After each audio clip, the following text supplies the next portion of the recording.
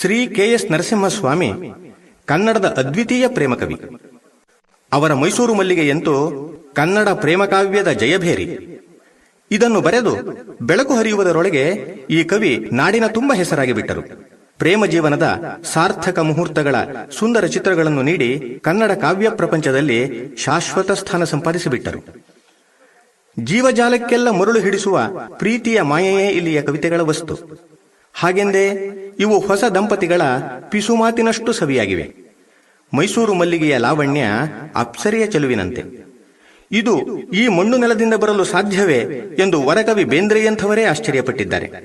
ಕಸ್ತೂರಿಯ ನೆಲದಲ್ಲಿ ಕಾಮನ ಬಿಲ್ಲನ್ನು ಬಿತ್ತಿ ಬೆಳೆದ ಹೂದೋಟ ಇದು ಎಂದು ಪ್ರಾಜ್ಞರು ಪ್ರಶಂಸಿಸಿದ್ದಾರೆ. ಬಳೆಗಾರ ಚೆನ್ನಯ್ಯ, ಒಂದಿರುಳು ಕನಸಿನಲ್ಲಿ, ರಾಯರು ಬಂದರು ಮಾವನ ಮನೆಗೆ ಮೊದಲಾದವು ಕಾವ್ಯ ರಸಿಕರ ಹೃದಯಕ್ಕೆ ಲಗ್ಗೆ ಹಾಕಿದ ಕವಿತೆಗಳು. ಈ ಕವಿ ಮೊದಲ ಇನ್ನಿಂಗ್ಸಿನಲ್ಲಿಯೇ ಹೊಡೆದ ಸಿಕ್ಸರುಗಳು. ಪುಸ್ತಕ ನೋಡದೆ, ಕವಿ ಯಾರೆಂದು ತಿಳಿಯದೆ, ಬಾಯಿಂದ ಬಾಯಿಗೆ ಇವು ಹರಿದು ಬಂದದ್ದೂ ಇದೆ.